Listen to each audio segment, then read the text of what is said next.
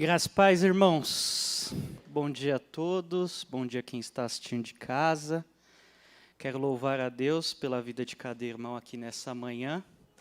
Irmãos, antes de começar o sermão, que a gente vai dar continuidade ao estudo do livro de Tiago, eu queria fazer um agradecimento à igreja e pedir também oração por algo muito importante, que é o meu seminário. Tem até alguns irmãos que às vezes vêm me perguntar, eles falam, e aí, quando que você vai acabar o curso de medicina, que faz 10 anos que você faz seminário? E só para os irmãos entenderem, eu faço seminário no Servo de Cristo, que é um seminário que hoje fica ali na Ana Rosa, até o pastor Gregory e o pastor André também fizeram nesse seminário. Ele é um seminário com conteúdo um pouquinho mais denso, então lá não são aulas todo dia, são módulos, você escolhe quantas matérias você faz por semestre. E o Gregory sabe, não dá para fazer dificilmente dá para fazer 3 matérias. Normalmente a gente faz numa média de 2 matérias por semestre.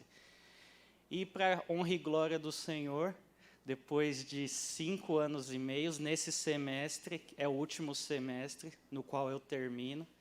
Então, peço oração aos irmãos. Esse semestre vai ser um semestre bem puxado. Como eu disse, normalmente faz 2 ou 3 aulas. Esse semestre eu vou fazer 5 para acabar. Mas são calmas. Uma é semestral e 4 são intensivas.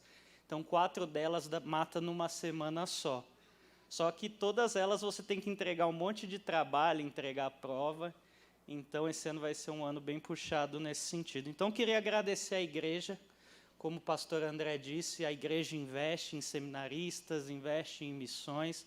Então, queria louvar a Deus pela sua vida, pela vida da igreja, por ter me abençoado com esse seminário e que eu possa estar ajudando, retribuindo da melhor maneira possível. Amém?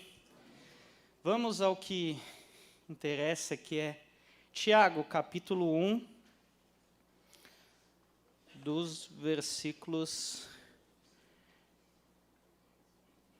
19 até o 27.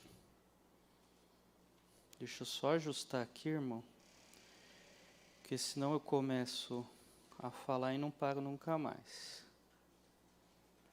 Então eu tenho que pôr um tempo para eu saber que tem que terminar. Livro de Tiago. Esse texto é um texto que quando você vai estudar para pregar, vou até dar uma respirada. Você toma tanta pancada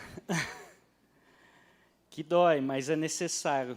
Deus falou muito comigo nesse texto, como você que vai falar com a igreja, porque esse texto reflete muito o nosso interior, quem nós somos no íntimo com Deus. Se nós estamos vivendo uma vida de fato verdadeira, da forma que Deus se agrada, ou se estamos vivendo uma vida de aparência. E o texto diz assim: vocês sabem estas coisas, meus amados irmãos. Cada um esteja pronto para ouvir, mas seja tardio para falar e tardio para ficar irado. Porque a ira humana não produz a justiça de Deus. Portanto, deixando toda a impureza e acúmulo de maldade, acolham com mansidão a palavra implantada em vocês, a qual é poderosa para salvá-los. Sejam praticantes da palavra e não somente ouvintes, enganando a vocês mesmos. Porque se alguém é ouvinte da palavra e não praticante, assemelha-se àquele que contempla o seu rosto natural num espelho, pois contempla a si mesmo, se retira e logo esquece como era a sua aparência. Mas aquele que atenta para a lei perfeita, que é a lei da liberdade, e nela persevera, não sendo ouvinte, que logo se esquece, mas operoso praticante, esse sim será bem-aventurado no que realizar. Se alguém supõe ser religioso, mas não refreia a sua língua, está enganando a si mesmo, e a sua religião é vã. A religião pura e sem mácula para com o nosso Deus Pai é esta: visitar os órfãos e as viúvas nas suas aflições e guardar-se incontaminado do mundo. Vamos orar? Pai, esta é a Tua palavra. Que o Teu Espírito, nesse momento, venha nos ajudar a ter a melhor compreensão. O Senhor já falou grandemente comigo enquanto eu estudava, que o Senhor possa falar com a sua igreja, que o seu povo esteja com o coração receptivo para entender e, mais do que isso, obedecer aos seus mandamentos. Que Cristo venha reinar em nossa vida e que nós possamos viver a Tua palavra de forma integral. É o que eu te peço em nome de Jesus. Amém. Nós já ouvimos aqui o pastor Neto, o pastor André, falar desse sermão, né, do capítulo 1. O pastor Neto fez a introdução. No versículo 2 ao 11, o pastor André falou sobre provações, sobre sabedoria, sobre a questão social. Na semana passada, o pastor Neto, dos versículos 12 ao 18, falou sobre a questão das tentações, o que a gente precisa fazer para ser aprovado. E o livro de Tiago, como todos sabem, é um livro muito prático. É como se fosse o Provérbios do Novo Testamento, e ele ecoa outros livros e outros capítulos do Novo Testamento, como o Sermão do Monte, e vários ensinamentos de Jesus. E ele lembra de profetas como Elias, como Jó. Então é um livro que tem um conteúdo muito rico e muitos ensinamentos. É curioso que, talvez se eu fosse Tiago, irmão de Jesus, e começasse esse livro, eu ia começar falando: eu, Tiago, irmão de Jesus. Já ia dar uma carteirada: sou irmão de Jesus, irmãos.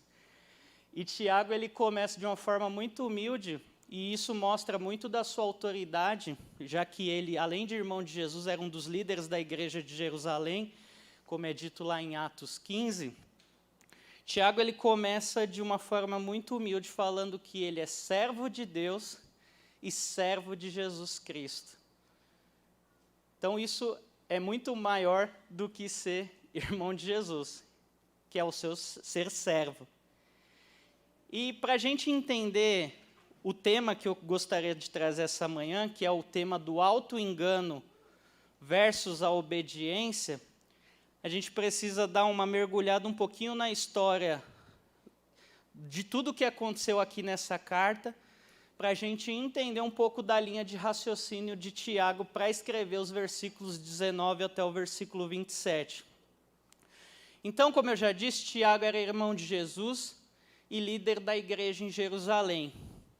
E ele endereça essa carta ao que ele chama de as 12 tribos que se encontram na dispersão. Isso você vai ver logo no versículo 1. Ou seja, ele está escrevendo a todos os cristãos judeus, porque era uma igreja composta basicamente de judeus, mas eram os cristãos judeus que estavam espalhados fora de Israel, fora da Palestina, espalhados pelo Império Romano, vivendo longe de sua terra.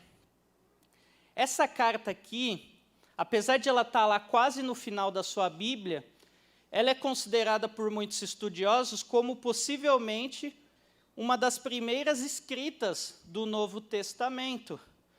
Ela é datada entre os anos mais ou menos 45 e 50. Ou seja, ainda era muito cedo na história da igreja.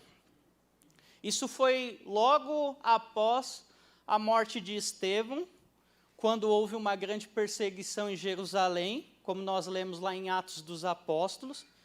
Então, muitos desses cristãos, eles precisavam fugir e eles foram espalhados por várias regiões.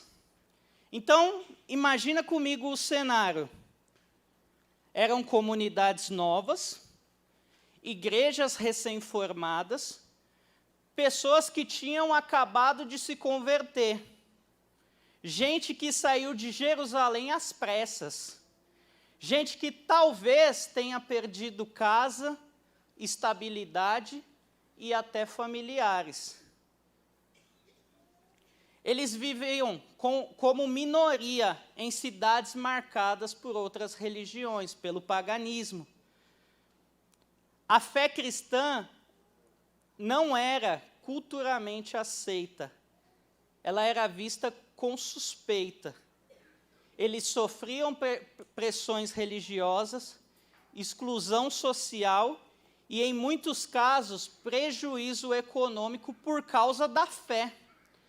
A desigualdade entre ricos e pobres, que acontece ao longo de toda a história, mas nesse momento aqui, ela era muito acentuada. A justiça favorecia os poderosos, mas, diferente de hoje, os cristãos não tinham nenhum tipo de proteção institucional. Seguir a Cristo podia significar perda, rejeição e uma real vulnerabilidade. Não era apenas um ambiente difícil. Quando você fala, nossa, era difícil, você está simplificando o que acontecia nessa época. Era um ambiente totalmente hostil à fé. Não era uma igreja organizada e estruturada como nós vemos depois nas cartas de Paulo. Era uma igreja engateando, aprendendo a andar enquanto estava sendo pressionada. E, irmãos, é nesse tipo de ambiente que o coração é testado. Por isso que Tiago começa falando das provações. A provação, ela revela o que está dentro do coração.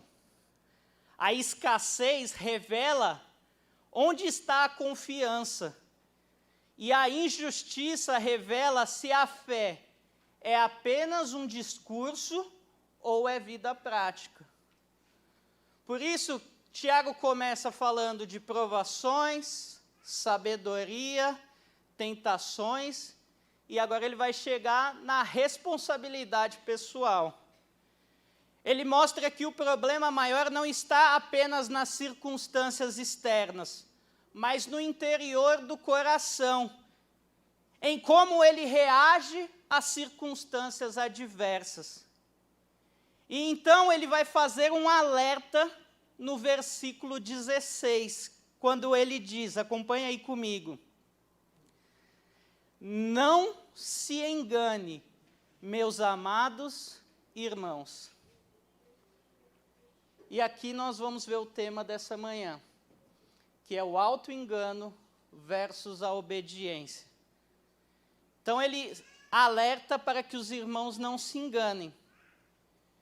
E você vai ver que isso é tão claro dentro deste capítulo, que ele vai repetir sobre o engano também no versículo 22, quando ele diz, sejam praticantes da palavra, e não somente ouvintes, enganando a vocês mesmos. E ele não se cansa, de forma enfática, ele repete pela terceira vez sobre o engano no versículo 26. Se alguém supõe ser religioso, mas não refreia a sua língua, está enganando a si mesmo, e a sua religião é vã. Então, esse tema é claro dentro dessa carta. E o auto-engano começa quando nós interpretamos mal as circunstâncias e achamos que a aprovação é abandono e não instrumento de maturidade. Quando culpamos a Deus pela tentação, em vez de reconhecer a corrupção do nosso coração. Quando pensamos que estabilidade emocional é maturidade espiritual. Quando achamos que estamos firmes apenas porque conhecemos as respostas certas. Quando confundimos familiaridade com a palavra, com submissão à palavra. quando trocamos acúmulo de conhecimento bíblico por transformação interior, ou quando nós reduzimos fé e discurso e não a prática. Dentro da lógica da carta, Tiago está mostrando que o maior perigo da igreja não é a perseguição externa, e sim a incoerência interna. E se tem uma coisa que nós precisamos reconhecer é como nós somos incoerentes. Sabemos o que é certo, concordamos com o que é certo, defendemos o que é certo, mas nem sempre vivemos o que é certo. É como o dilema de Paulo em Romanos 7. O bem que eu quero fazer não faço, mas o mal que não quero, esse sim eu faço. Não é falta de informação, e sim um conflito interno. É um problema do nosso coração, como já diagnosticado. É o que a Bíblia vai descrever de luta da carne contra o espírito. E isso fica claro na nossa vida. Sabemos que devemos orar, mas passamos o dia inteiro sem falar com Deus, certo? Sabemos que precisamos perdoar, mas alimentamos mágoas por anos. Sabemos que não devemos falar mal dos outros, mas basta uma conversa para a língua escapar. Sabemos que devemos confiar na providência de Deus, mas a primeira dificuldade já nos enche de ansiedade. Sabemos que o dinheiro não é tudo, mas nossas decisões muitas das vezes não mostram que ele não é a prioridade, as nossas decisões mostram que ele que é a prioridade. Sabemos que Deus vê o coração, mas nos preocupamos às vezes mais com a aparência do que com a nossa vida de santidade. Cantamos sobre entrega no domingo, mas resistimos à vontade de Deus na segunda. Falamos sobre misericórdia, mas somos duros com os outros. Defendemos a verdade, mas às vezes vivemos sem integridade. Essa é a incoerência que Tiago confronta. Não é ignorância bíblica, mas é a distância entre o ouvir e o praticar. É exatamente nesse espaço entre o que sabemos e o que vivemos que nasce o auto-engano. O auto-engano, só para deixar claro, segundo o dicionário da língua portuguesa, ele refere-se ao ato de enganar a si próprio, funcionando como uma mentira ou ilusão que a pessoa cria para si mesma. Deixa eu tomar uma água, irmãos.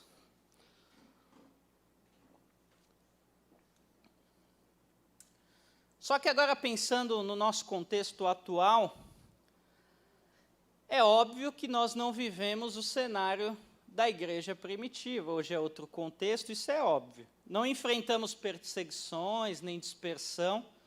Nosso contexto é totalmente outro.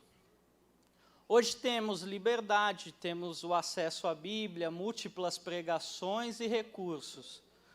O desafio já não é falta de contato com a verdade, mas a forma como nós lidamos com essa verdade. É possível nós convivermos com o que é sagrado sem permitir que ele nos molde. É nesse ponto que Tiago chega no versículo 19. Depois de tratar vários temas como provação, perseverança, sabedoria, tentação, agora ele concentra a sua atenção na nossa postura diante da palavra de Deus. Então, nós chegamos agora no texto que nós lemos essa manhã.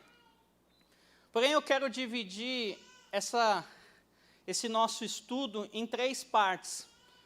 Dos versículos 19 ao 22, nós vamos ver como o auto-engano começa. Ele começa na forma como nós ouvimos a palavra. O segundo ponto, que é do versículo 23 ao 25, nós vamos ver como que o auto-engano ele continua. E ele continua quando nós ouvimos e esquecemos. E o terceiro ponto, que é o versículo 26 e 27, nós vamos ver como o auto-engano termina. E ele termina quando ele dá lugar à verdadeira religião. Então, ponto 1. O auto-engano começa na forma como nós ouvimos, versículo 19 ao 22. Tiago aqui ele estabelece um princípio fundamental para a saúde espiritual. No versículo 19 ele vai dizer: todo homem, pois, seja pronto para ouvir, tardio para falar e tardio para se irar. Sobre o ouvir, muitas vezes nossa pressa em falar revela uma resistência nossa em aprender. O pronto para ouvir, ou o rápido para ouvir, que é a ideia aqui da palavra no original, não se refere a uma audição passiva, mas a uma postura de humildade e receptividade. É a disposição de quem reconhece que precisa da instrução divina mais do que as suas próprias opiniões. Tem gente que faz teologia do achismo, né? É o que eu acho, não é o que a Bíblia diz. E essa é a ideia do ouvir. Não é o que nós achamos, mas é aquilo que a palavra nos ensina. Sobre o falar. Quando somos tardios para falar, demonstramos que a palavra de Deus teve tempo de ecoar em nossa mente antes de emitirmos nossos julgamentos. Então, nós precisamos, antes de dar a nossa opinião, de falar, de querer se posicionar, deixar que a palavra ecoe nos nossos pensamentos. Uma das disciplinas cristãs que a igreja tem deixado de fazer, sabe qual que é? É a meditação. Que é você ler a palavra, você fez a sua parte, você leu, agora você tem que deixar a palavra falar com você, falar no seu íntimo, no seu coração, na sua mente, racionalizar aquela palavra, degustar aquela palavra, e o Espírito Santo, ele age de forma maravilhosa nas nossas vidas. Amém? Sobre a ira humana é outro obstáculo ao ouvir correto. Tiago é enfático no versículo 20, porque a ira do homem não produz a justiça de Deus. A justiça de Deus é o padrão de retidão que ele exige, e ela nunca será alcançada por meios de impulsos coléricos ou reações carnais. Por isso que a orientação no versículo 21 é: despojando-se de toda impureza e acúmulo de maldade, acolhei com mansidão a palavra em vós implantada. Ou seja, a palavra já foi implantada, ela não está sendo. Mas mesmo já tendo sido implantada, nós precisamos acolher com mansidão, a qual é poderosa para salvar a nossa vida, ou a nossa alma, em algumas versões. E aqui a ideia de salvar não é que você está sendo salvo, é que você continua sendo salvo. Você já é salvo na hora que você crê em Jesus como seu Senhor e Salvador. Mas uma vez que você já recebeu essa palavra que foi implantada, agora você precisa diariamente acolher com mansidão, com humildade, aceitar a correção do Senhor, para que essa palavra venha salvar a sua vida do pecado, do engano, de tudo aquilo que te distancia de Deus. Então, essa imagem sugere que, para que a semente da palavra produza fruto, o solo do coração precisa ser preparado e limpo. Lembrando-nos muito bem do quê? Da parábola do semeador, dos tipos de solo em que a semente é semeada. Essa ideia também dialoga com ensinos do Sermão do Monte e outros muitos ensinos de Jesus sobre a verdadeira transformação interior. O auto-engano surge quando tentamos apenas acrescentar a Bíblia às nossas vidas, sem abandonar aquilo que contradiz o Evangelho. Existem muitos falsos evangelhos por aí, que diz, venha do jeito que você era, do jeito que você está e continue do mesmo jeito. E a fé bíblica não é apenas um processo de adição de conhecimento, mas é um processo de genuína renovação do coração e do nosso comportamento. Precisamos permitir que o Senhor nos transforme. Precisamos acolher com mansidão a palavra do Senhor. Porque tem gente que ouve a palavra do Senhor, mas parece que já está armado. Ela já tem pressupostos em seu coração. E ela, em vez de acolher com mansidão, e quando eu falo acolher com mansidão, a verdadeira palavra, o verdadeiro ensino, não ensinos falsos, ensinos errados. Mas o verdadeiro ensino, quando a gente acolhe com mansidão, com humildade, nós permitimos uma ação do Espírito Santo. E isso resulta na prática, nas obras, que é o que nós vamos ver na próxima pregação, que fala que a fé sem obras, ela é morta. A verdadeira recepção da palavra exige acolher com mansidão, uma submissão dócil, que não discute com Deus, mas aceita o seu veredito sobre nós. O clímax, como já foi dito desse ponto, é o versículo 22. Sejam praticantes da palavra e não somente ouvintes, enganando a vocês mesmos. Ouvir sem praticar é uma forma de suicídio espiritual por meio da ilusão. E os versículos que nós vamos ver do 23 ao 25 vai trazer uma ilustração que vai deixar bem claro isso, e o 26 e o 27 vai fazer o desfecho, mostrando como a prática muda todo o conceito, toda a ideia do que é o Evangelho. Então, nós chegamos aqui no nosso segundo ponto, que é o auto-engano, ele continua quando ouvimos e esquecemos. Lembrando que o primeiro ponto era o auto-engano, ele começa na forma como nós ouvimos a palavra. E aqui agora ele continua quando nós ouvimos e esquecemos. E para ilustrar isso, o perigo da superficialidade, Tiago usa uma metáfora que é a metáfora do espelho, no versículo 23, quando ele diz, 23 e 24, porque se alguém é ouvinte da palavra e ele não é praticante, ele se assemelha ao homem que contempla-se no espelho o seu rosto natural, pois a si mesmo se contempla e logo se esquece de como era. Aqui tem toda uma explicação histórica de como eram os espelhos da época, que era diferente dos espelhos atuais, não eram tão nítidos. Mas eu não quero muito me ater a isso. Eu quero me ater à ideia por detrás aqui dessa ilustração. E pensar junto com vocês o seguinte: a Bíblia é como se fosse um espelho da nossa alma.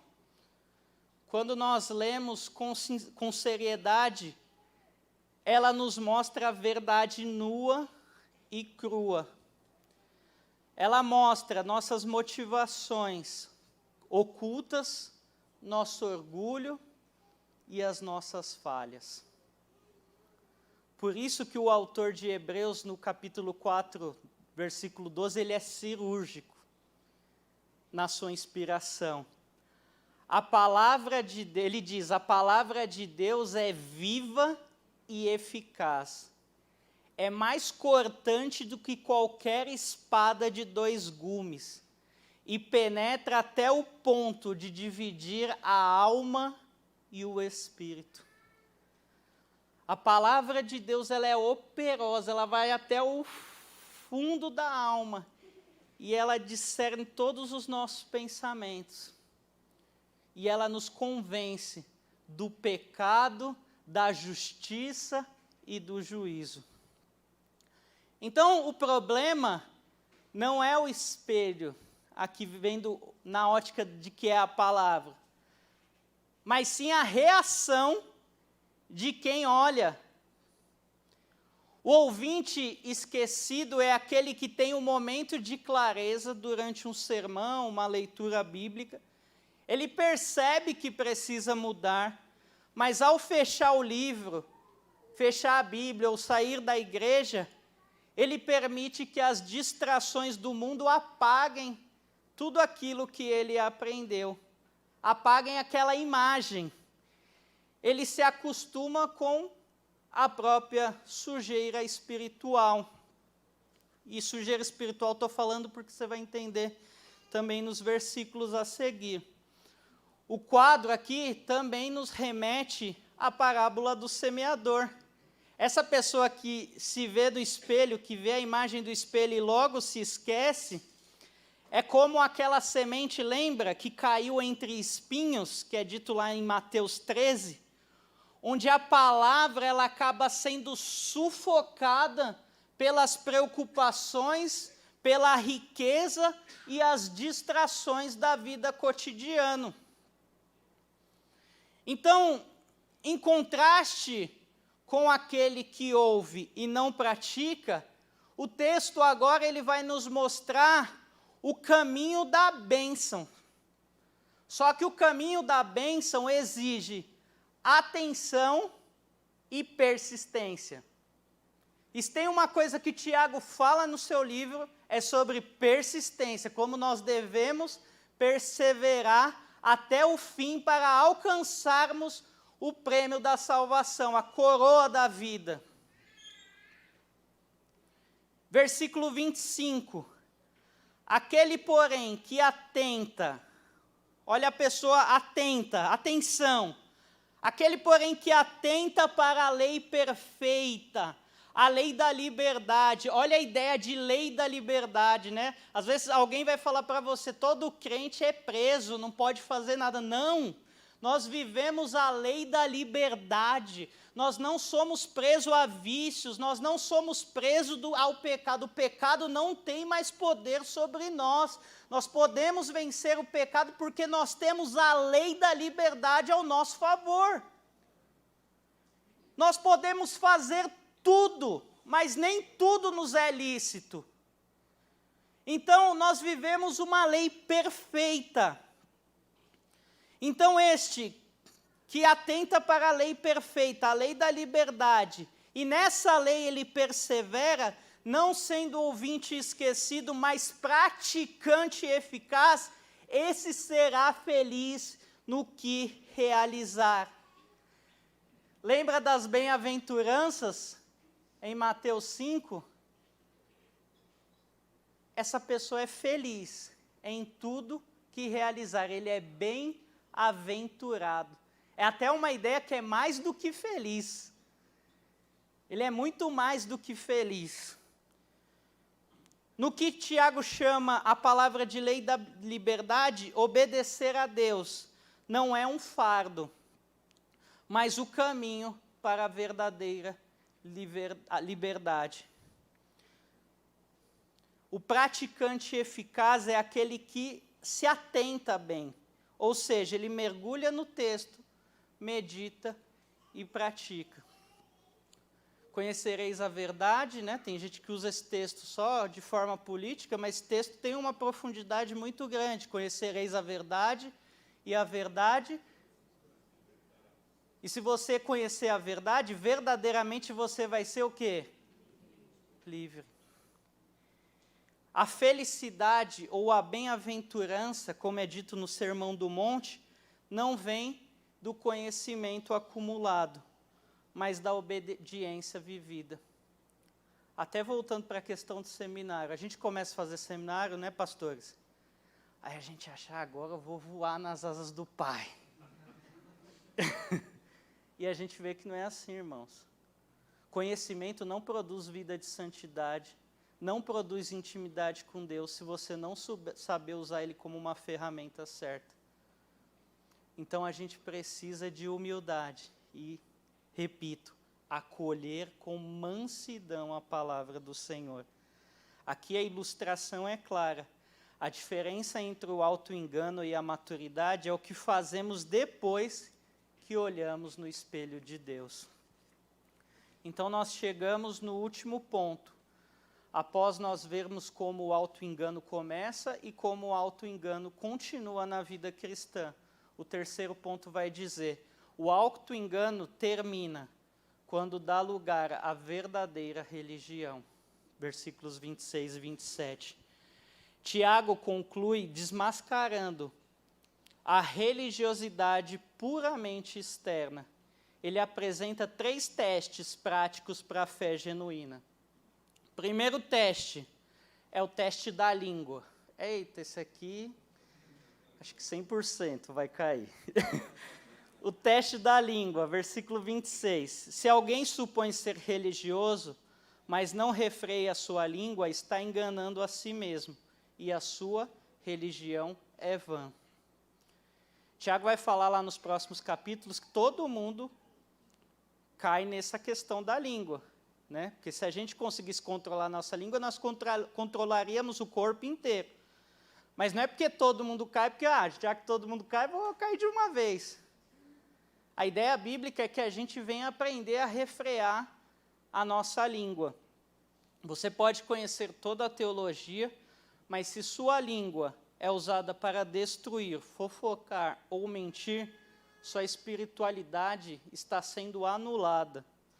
O controle da língua é o termômetro do nosso coração. O que lembra logo vocês? A boca fala do que o coração está cheio. Uma fé que não alcança a boca não chegou ao coração. O segundo teste é o teste da compaixão. Versículo 27, parte A. A religião pura e sem mácula para com nosso Deus Pai é esta: visitar os órfãos e visitar as viúvas nas suas aflições. Por isso que às vezes é complicado ler a Bíblia só de forma literal, sem entender o que ela está querendo nos ensinar, né? Aí tem irmão que já começa a visitar todas as viúvas e os órfãos que existem. Amém, se você fizer isso. Mas a ideia que a gente precisa, quando a gente olha para o texto bíblico, tem coisas que a gente não precisa fazer de forma literal, como nesse caso. Pode fazer também, amém. Só que aqui é um princípio que está implícito, explícito aqui no texto. A verdadeira religião não se fecha em 4 paredes. Ela vai ao encontro da dor. Na época de Tiago, órfãos e viúvas eram os mais vulneráveis. Hoje o princípio permanece. A fé autêntica se manifesta no cuidado sacrificial por aqueles que nada podem nos dar em troca. Aqui é o amor em ação, refletindo o caráter misericordioso do nosso Pai e do nosso Senhor Jesus Cristo. Quem foi para o impacto pôde realizar essa ação de ir sem esperar nada em troca, em compaixão por aquelas pessoas que precisavam de uma palavra, de um abraço, de uma ajuda. E é isso que Deus quer que nós pratiquemos, não só no carnaval, no impacto, mas durante todo o ano, durante toda a nossa vida. E o último teste é o teste da santidade. Versículo 27, parte B. Ele vai falar que a verdadeira religião, a religião pura e sem mácula, é visitar os órfãos e as viúvas nas suas aflições. E ele vai dizer que também a verdadeira religião pura e sem mácula é guardar-se incontaminado do mundo. A fé que serve ao próximo também se preserva no sistema de valores pecaminosos da sociedade. Ser incontaminado não significa isolamento. Aqui muita gente erra, a pessoa não tem mais amigo crente, que não é crente, não se envolve com ninguém que é da igreja. Às vezes tinha adolescente que vinha, agora estou numa escola cristã, todo, né? E o que tem a ver? Amém por isso, mas isso não mostra nada. Você tem que ser luz e sal no mundo, mostrar quem você é, os seus valores para a sociedade. A gente não foi criado, a gente não foi escolhido por Deus para viver só com o nosso povo, né? Só no nosso quadradinho ali. A gente foi escolhido para influenciar outras pessoas. Então, ser incontaminado não significa isolamento, mas integridade. É viver no mundo sem permitir que o mundo molde nossos valores, desejos e prioridades. Então, concluindo tudo isso que foi falado essa manhã, a mensagem de Tiago é um choque de realidade para a nossa vida. É dura essa palavra, né? Ela vem de uma forma muito forte no nosso coração. Ela nos arranca da zona de conforto, de só ter o conhecimento bíblico, e nos empurra para uma obediência bíblica. Então, devemos ficar atentos ao auto-engano, porque, sabe, ele é silencioso e perigoso. Ele nos faz acreditar que estamos bem com Deus, porque concordamos com a verdade, porque nós viemos para a igreja, porque nós participamos de vários trabalhos. E não é só isso. Mas a verdade não foi dada para a gente só para ser admirada. A verdade da palavra foi dada a nós para ser encarnada nas nossas vidas. Que possamos sair daqui hoje com um compromisso renovado com a palavra de Deus. Que possamos ouvir a palavra com humildade e acolher no nosso coração com mansidão. Acolha a palavra, receba receptividade, aceite a palavra no seu coração. Que nós possamos praticar o que o espelho de Deus, que é a palavra, nos revelou, sem esquecermos. É óbvio que nós não conseguimos lembrar de tudo, mas precisamos estar sempre fortalecendo o nosso coração com a palavra de Deus. E que nós possamos viver uma religião que controla a nossa língua, que socorre o aflito e que busca a santidade. A verdadeira religião não são só os evangélicos, não são os católicos, não são outras. A verdadeira religião que agrada a Deus é o Evangelho de Jesus Cristo. E essa é a verdadeira religião. Lembre-se, a distância entre o céu e o inferno pode ser a distância entre ouvir e praticar. Que o Senhor nos livre, todos nós, do auto-engano e nos conduza, por meio do Teu Espírito Santo, a uma obediência sincera. Amém? Amém. Vamos agradecer a Deus? Pai, obrigado pela Tua palavra. Que nesse momento possamos acolhê-la em nosso coração. De fato, precisamos fazer alguma coisa, precisamos mudar muitas das nossas atitudes. Atitudes de relaxamento, muitas delas inconsciente, que às vezes a gente vai acostumando e acha que tudo está normal. Que a gente possa viver um evangelho verdadeiro, um evangelho genuíno. Não só de vir para a igreja, estamos vindo todo domingo, toda quarta. E o que nós temos mudado, e o que nós temos aprendido? E como nós temos agido com tudo isso que nós temos recebido? Que nós como igreja, juntos, possamos ajudar uns aos outros nessa prática do Evangelho. Que juntos possamos crescer na graça, no conhecimento, mas que nós possamos crescer em misericórdia, em amor, no trato com o nosso inimigo, no falar, que muitas das vezes acabamos falando pelos cotovelos, falamos demais. Eu sou um deles, Pai, que fala às vezes muito o que não deve. Que o Senhor possa controlar os nossos lábios, possa controlar as nossas ações, mas não de forma como se fôssemos robô, mas de uma forma que venhamos ser submissos, ouvindo, obedecendo, e mais do que isso, amando o caminho da obediência. Precisamos amar este caminho de obediência. Precisamos ter prazer em te obedecer. Precisamos rejeitar o mal, Senhor, no nosso coração. Porque às vezes, em vez de acolhermos a palavra, acolhemos o pecado no nosso coração. E esse pecado no nosso coração, ele produz a morte espiritual.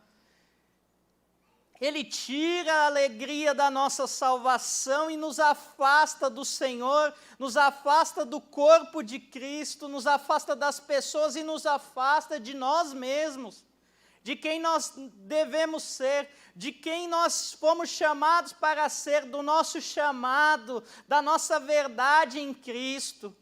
O inimigo tenta tirar todas as formas a nossa imagem em Cristo, mas o Senhor é poderoso, Senhor, para nos perdoar, para nos ajudar nas nossas fraquezas, para nos dar um novo caminho, para ajustar, Senhor, aquilo que está desajustado. Que o Senhor, nesta manhã, Senhor, venha trazer um bálsamo nos corações dos teus filhos, Senhor, purificando-nos de toda impureza, tirando, Senhor, toda distorção, todo pensamento contrário, todo pensamento de morte, todo pensamento de desânimo, tudo aquilo que tem tirado o foco do teu povo, transformando-os, Senhor, segundo o poder do teu Espírito Santo.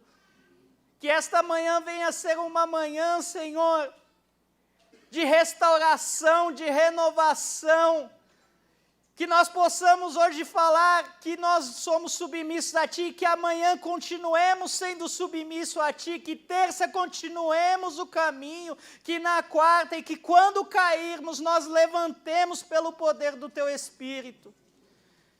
Que nós não venhamos, Senhor, deixar que a rotina, o cotidiano, nos guie, mas que nós venhamos ser guiados pela Tua palavra, que é viva e eficaz.